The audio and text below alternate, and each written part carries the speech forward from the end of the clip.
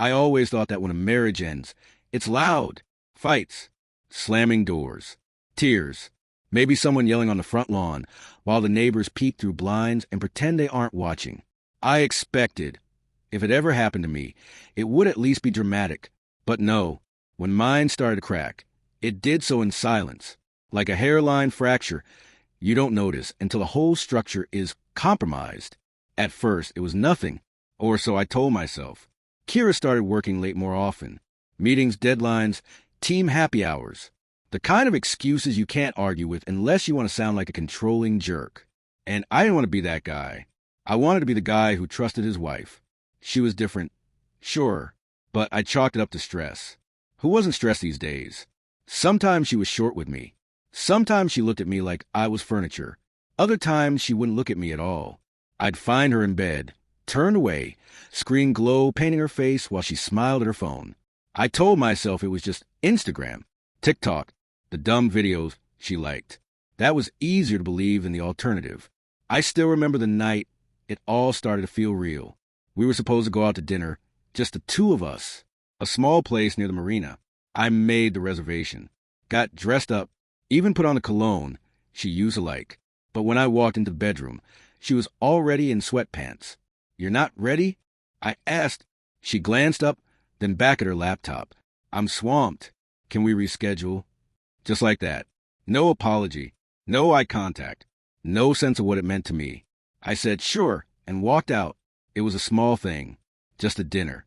But that night I drank a little more than usual, and when I finally came to bed, I stared at the ceiling for hours, listening to her breathe, wondering what I was doing wrong. I started paying attention after that, to the way she avoided me, to the names she dropped in conversation. One in particular kept popping up. Waylon, a co-worker, a name I vaguely remember from the Christmas party. Tall guy, overconfident, the kind who called everyone bro. I'd never liked him, but I never thought much of him either. Now I was starting to.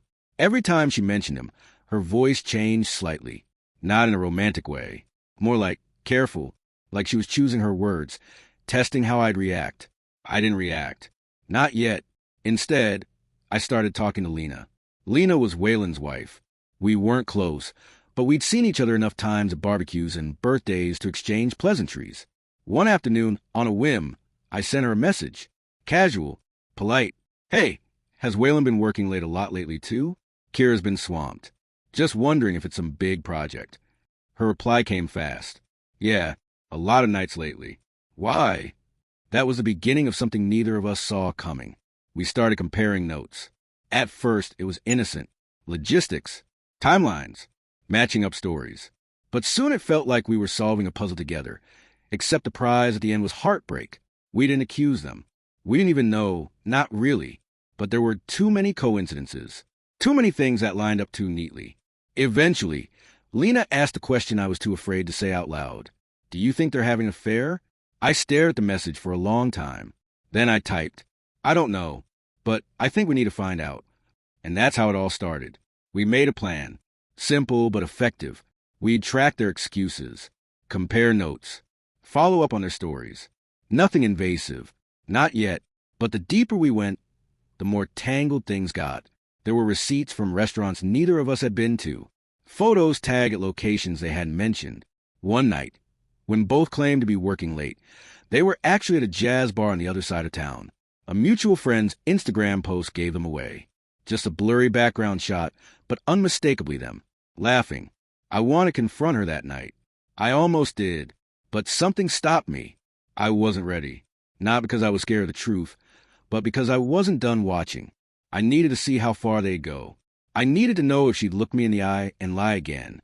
I needed to feel that last sting, sharp and clean, so I could finally walk away without looking back. But that wasn't the ending I got. Because life's cruelest jokes are the slow-burning ones. The ones that look like healing, but are really the setup for something far worse.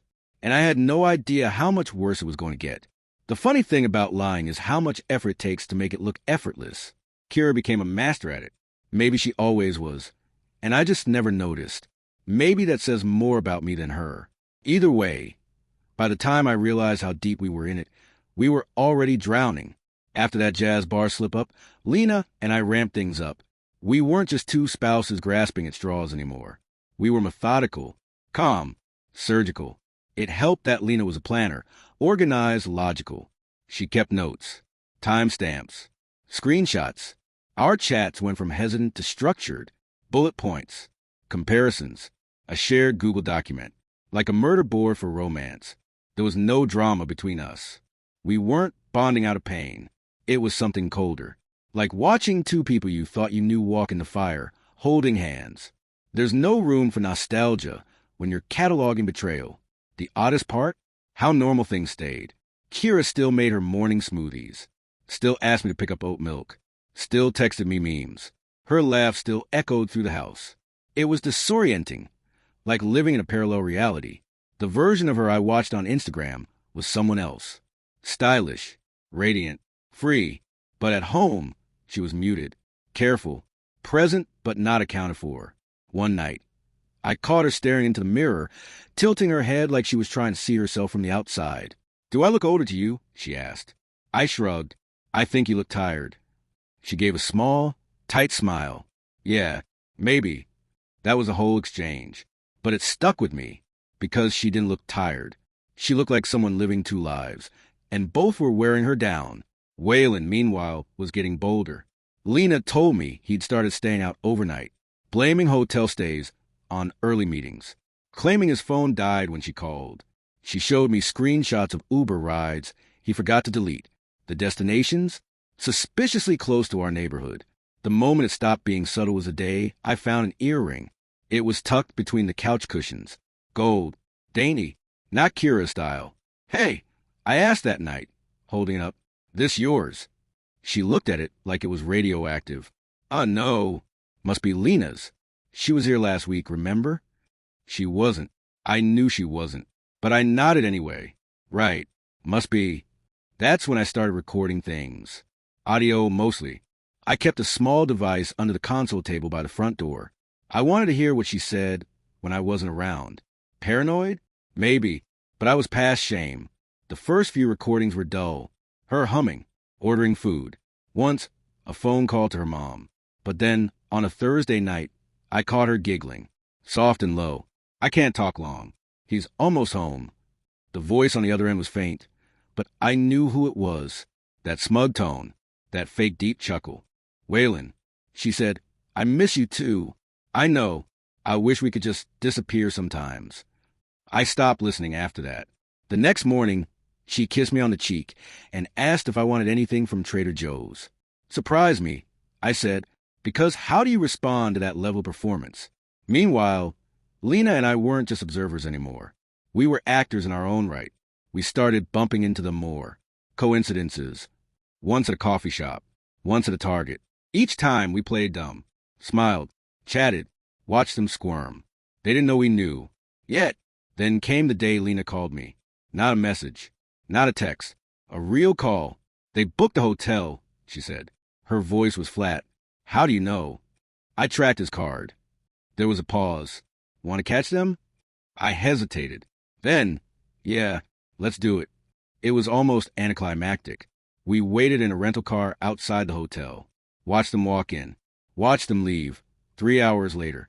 Kira wore a scarf I bought her in Santa Fe. Waylon wore a smile I wanted to punch off his face. We didn't confront them. Not yet. We took photos. Recorded timestamps. "You okay?"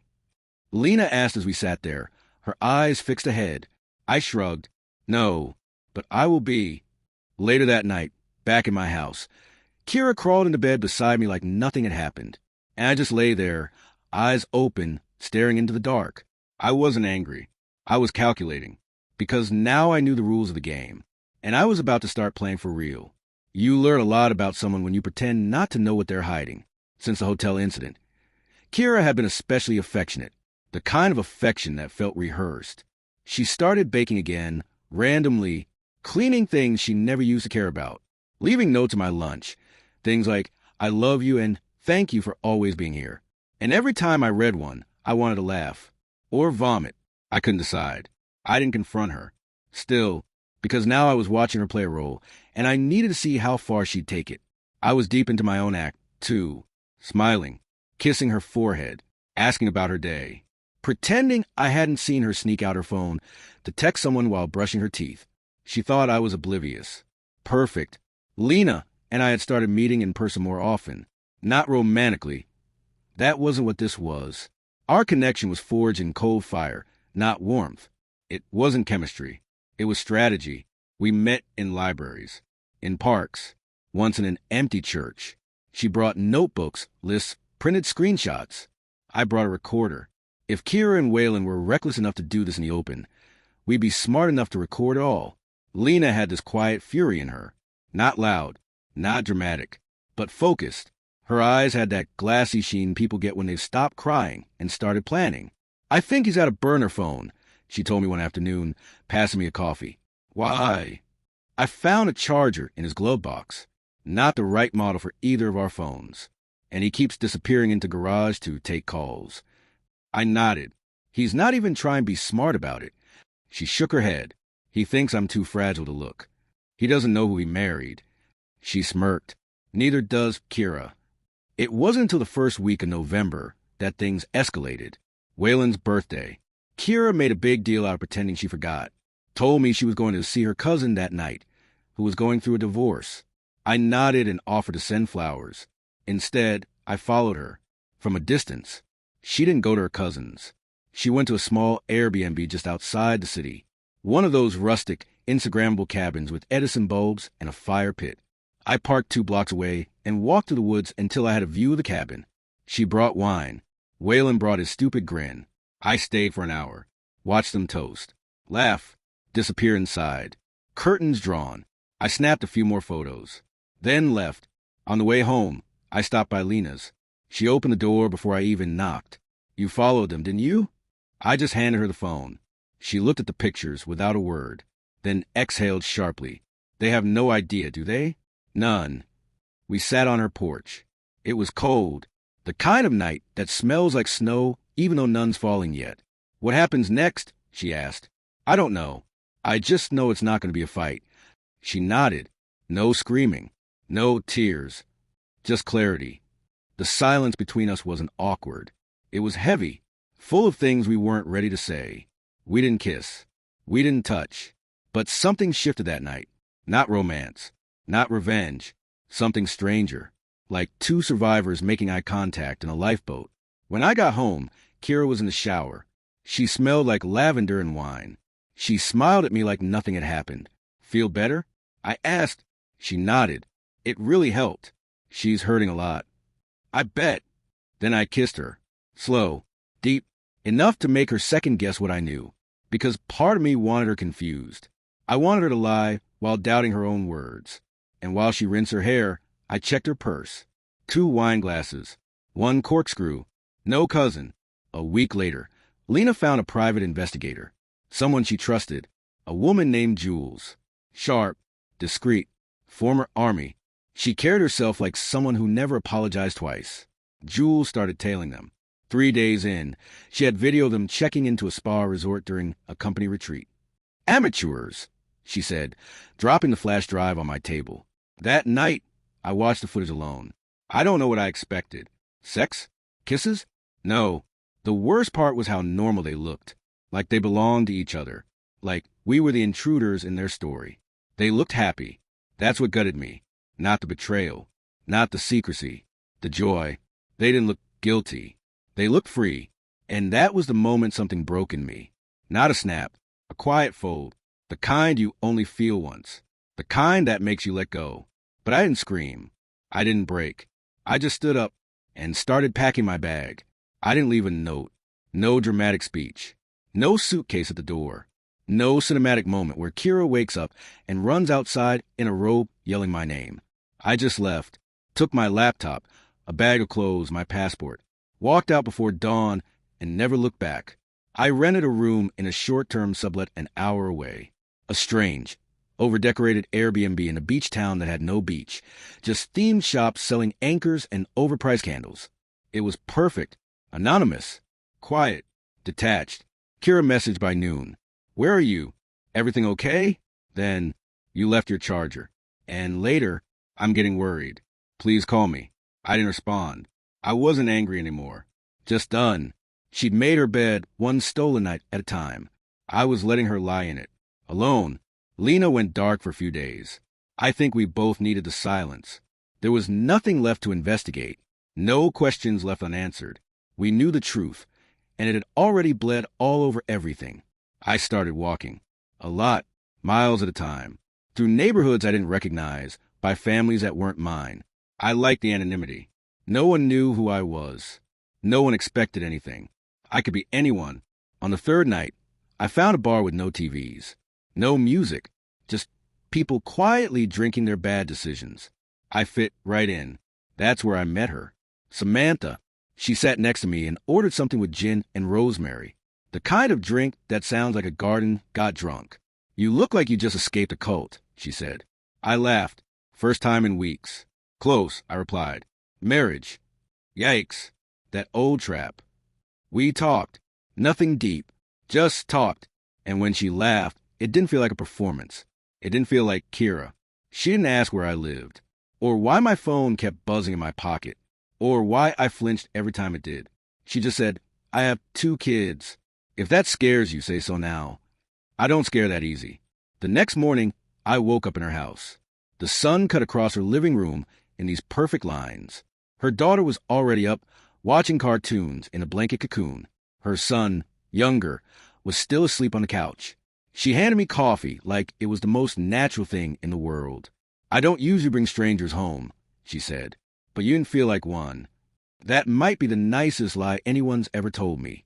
She smiled. It wasn't a lie. We didn't rush into anything.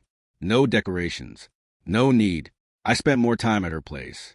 We talked, cooked, slept. Her kids warmed up to me fast. Too fast, maybe. I wasn't sure I deserved that. But I didn't fight it. They needed stability. I needed something real. Weeks passed. I got a job offer in town. Small firm. Nothing flashy. But it kept me busy. Gave me purpose. One night, Samantha and I sat on her porch, wrapped in a shared blanket, sipping wine. You haven't told me about her, she said.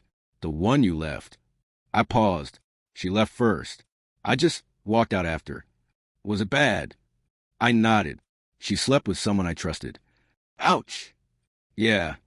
She reached out, laced her fingers through mine. I'm not them, she said. I know. It should have ended there. A clean break, a soft landing. But life isn't neat, because one night, months later, someone knocked on the door. I opened it with a kid balanced on my hip, a juice pouch in my hand. And there he was, Waylon, looking older, tired, desperate. He didn't say hello, just looked at me, then at the kid, his kid, and I understood everything. But I didn't blink. I just said, he's asleep, and shut the door in his face. He showed up again 2 days later. I was in the backyard, trying to fix the goddamn trampoline.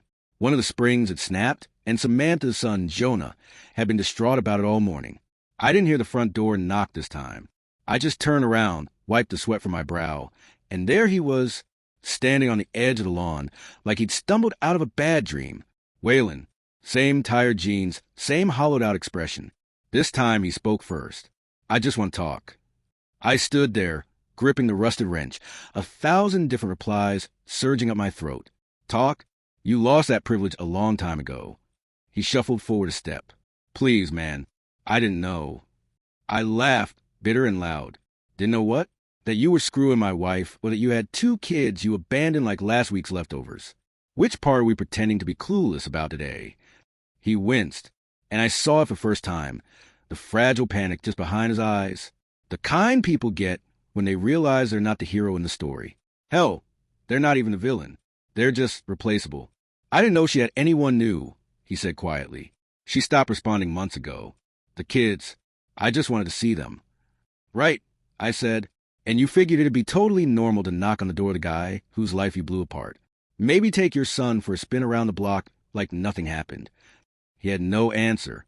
I dropped the wrench, crossed the yard, and stood a foot from him. Listen carefully. You don't get to walk in here and pretend we have some shared grief. You walked out on your family. You wrecked mine. You don't get to circle back like this is your moment of redemption. He swallowed hard.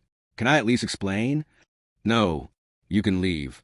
And he did, eventually. That night, after the kids were in bed, I told Samantha everything. Not just the fact that I knew Waylon, not just the Kira part. Everything. The affair, the photos, the late-night stakeouts with Lena, the silence I left in place of confrontation, the fact that I knew those kids weren't hers alone. She took it better than I expected. She didn't cry. She didn't scream. She just sat there, staring into her wine like it might whisper a better version of the truth. I should have told you sooner, I said. Yeah, she replied. Then she looked up. But I think I knew. I blinked. What? Not the whole thing. But I always thought it was strange that you never asked much about them. About me, you were great with the kids. Yeah, but with me, you were always holding something back. Now I know what. I looked down. The weight of it all crashed over me. I didn't plan it. I didn't go looking for a second chance with his family. I just found you, and it felt safe, she said, finishing it for me. I nodded, because you already knew him.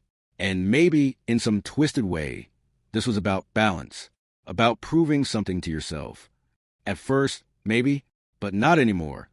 She studied me, long and hard. You're not a bad man, she said finally, but you're not healed either.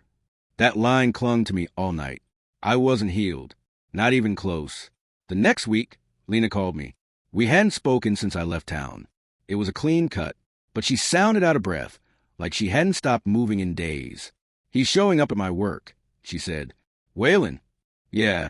Says he wants to start over. Says he's ready to be a dad again. I swore under my breath. He came by here too. She was silent for a moment. Is he stalking us? I don't think he's that competent. That might be worse. We met in a diner halfway between our towns. It was awkward, not tense, but misaligned, like we were echoes of each other in the wrong time zone. He thinks this is his comeback arc. I said, sipping bad coffee. He doesn't get one. Agreed. She took out her phone, showed me a picture. A new apartment. Toys. A dog. He's nesting, she said, trying to prove he's father material again. The kids know. Only what I've told them. That he left. That he might come back. But they don't ask much. They don't remember him the way he remembers them. I looked at the photo again. It felt like someone trying to build a stage after the show was over. You think he's dangerous? I asked, not physically, just stupid. And men who are both selfish and stupid, they're dangerous in quieter ways. She had a point. A month later, I took Jonah to soccer practice. He ran ahead to the field, waving to his teammates, cleats slapping the asphalt. I stayed behind, sipping coffee from a styrofoam cup, talking with another dad about league drama. And then I saw him, standing by the bleachers, watching. Waylon. I walked over. Quiet. Controlled. Leave. Now. He turned, startled. I just want to see him play. That's it. You lost that right the day you walked out. You're not a father. You're a ghost. He looked down. I miss them. Yeah, I miss having a spine, too. I stepped closer, my voice low. You can miss them from a distance. If I see you near him again, I will take legal action. I will destroy whatever paper-thin claim you think you have. You understand? He nodded slowly, then left. That night, I found Jonah sitting on the couch, staring at an old photo, one I hadn't seen before. Waylon was in it, holding him as a baby. Where'd you get that? I asked. Mom keeps a box of stuff in the closet, he said. He used to be around, right? I sat down beside him. Yeah, he was. Why isn't he now? I paused, because sometimes adults make bad choices, and those choices mean they can't be around anymore. Did you make a bad choice? I smiled softly. Probably, but I'm trying to make better ones now. He nodded, then leaned into me, just enough to let me know he was still deciding if I could be trusted. Samantha found me in the garage later. I was tinkering with an old bike, pretending I knew how to fix it. So is he gone for good? She asked. Hard to say. Cockroaches are persistent. She walked over, put a hand on my shoulder. You're not their dad, not biologically, but you're showing up, and that counts for more than DNA. It doesn't erase what he did, or what I did. No, but maybe it's enough to start again. I looked at her. You really believe that? She shrugged. I have to. Otherwise, we're all just broken pieces pretending to be whole. That night, I sat on the porch, watching the stars. listening to the house breathe behind me, and I realized something. I didn't win. This wasn't revenge. It wasn't justice. But it was peace. And for the first time in a long time, that was enough. Even if I was raising the kids of the man who broke my life, because they deserve better. And maybe, just maybe, so did I. It was Jonah who asked the question. We were in the garage. I was showing him how to use a socket wrench, the kind of thing dads do in movies when they're trying to bond over tools and manhood and oil stains.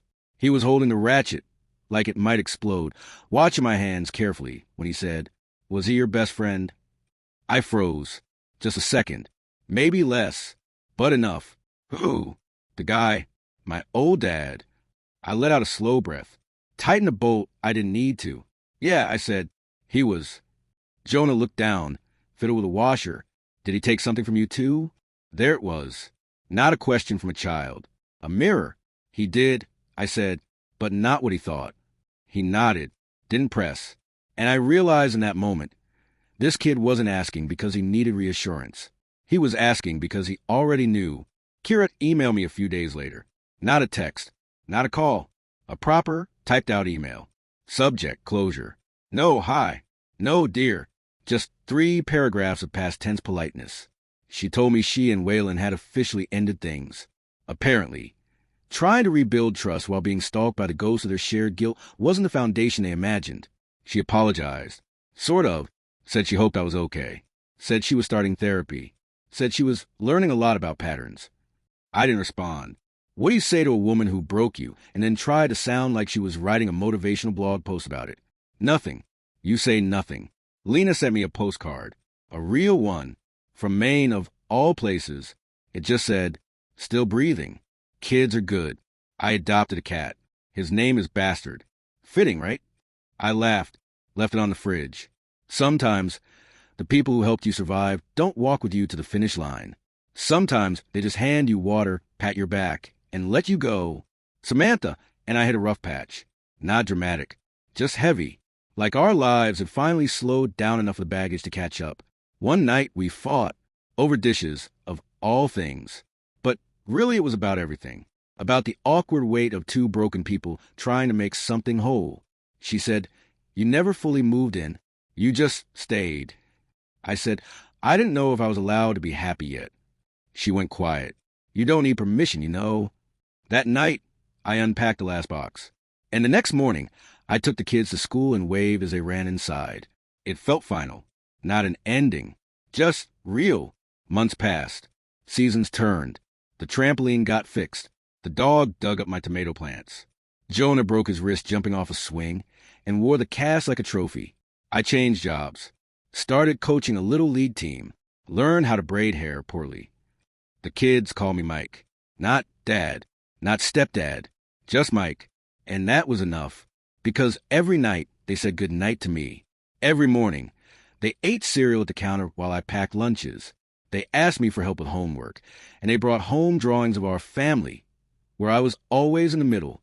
They never asked again about Waylon. And I never mentioned him. Some names are better left in the past. I saw him once more. Randomly. At a gas station. Middle of nowhere. He was pumping gas into a beater truck. Sunglasses on, wearing that same smirk that used to mean he got the last word. He didn't see me. I watched him for a moment, just long enough to realize how small he looked, how little space he took up now in my life. Then I turned and drove away. Didn't say a word. Jonah's birthday came. We did pizza and laser tag. He wore a ridiculous crown. His sister made him a car with glitter that got everywhere. Samantha baked a cake shaped like a soccer ball. I sat in the corner, watching it all, and for once, didn't feel like I was waiting for the other shoe to drop. After everyone left, Jonah curled up next to me on the couch. "This was the best birthday ever," he said. "Yeah." I smiled. "What made it so good?" He yawned. "Everyone was here." He fell asleep like that, and I stayed still for a long time. Because sometimes the best revenge isn't revenge at all. It's showing up, every day. It's being the one who stayed. It's being the one they count on. Not for revenge. Not for recognition. Just for being there. And if that means I'm the stepdad to the kids of the man who destroyed my marriage, so be it. He gave me a war. I found a home.